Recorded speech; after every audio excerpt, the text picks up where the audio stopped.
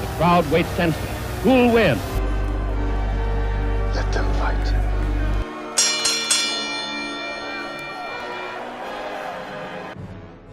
More classic kaiju for you today on Giant Monster Month.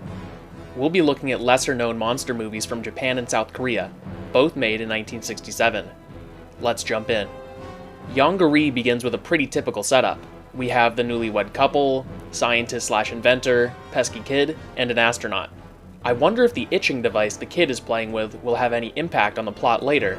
The plot kicks into gear when the astronaut witnesses an earthquake on a mission that awakens a giant beast. Korea locks down as the epicenter of the earthquake begins to move towards the city. A photographer near the quake captures the image of Yongary, a giant monster of folktale. I think I've been throwing around the G word a little too much, but it is very hard to avoid comparisons to Godzilla.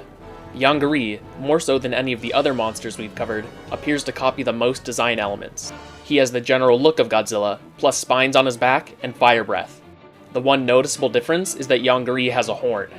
Yongary begins destroying Korea, and the military considers using missiles, despite the risk. However, Yongary gets tired and heads to an oil refinery to refuel. Literally, he drinks the oil. Yongary accidentally breaks open another container, making himself itch all over. The military uses this opportunity to try to bomb Yongary, and our main scientist develops an ammonia precipitate to use on the monster. Yongary is lured away from the city with the help of a young boy and his itching light ray, and the combination of attacks puts the monster to sleep. I guess I was right about that obvious foreshadowing. What I didn't expect, however, is that the boy would immediately wake Yongary up, using the same ray. Is he just trying to cause trouble? Anyway, the itching causes Yongary to dance in a very strange musical sequence. After he finishes dancing, Yongary begins to terrorize the town again. We get to see some truly awful blue screen and a new power from Yongary, before our heroes assault him with some more ammonia precipitate. The dose drops Yongary, and he dies a very dignified death. Anal bleeding. Yuck.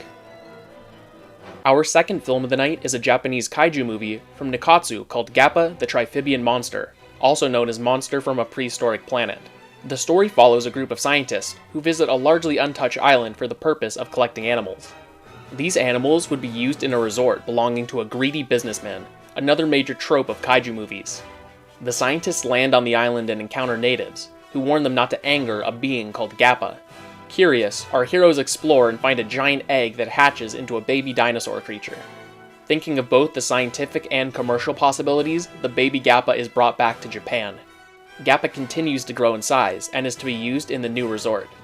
The scientists realize too late that the baby Gappa is able to communicate with his parents, who attack the villagers before making their way to Japan as well. The Gappas destroy Japan before retreating underwater, where they are safe from human attacks. The military uses sound waves to get them to come out so they can be attacked with missiles, which have no effect. Without military options, the scientists free the baby Gappa, in the hopes that the parents will leave peacefully. The Gappa all reunite, and we see a sweet scene where the baby Gappa learns to fly. The monsters return to their island, having taught the humans a valuable lesson about family. Both of tonight's monsters were very likable, a product of the time, as most movie monsters of the late 60s were action heroes instead of nuclear threats. For example, Yongary has a dance party, and Gappa has a special connection with children. Withholding the end scene, Yongary does a better job of maintaining a light tone and more vibrant visuals, whereas Gappa occasionally feels dull. Plus, how can you not vote for that ridiculous death? Yongary is the winner.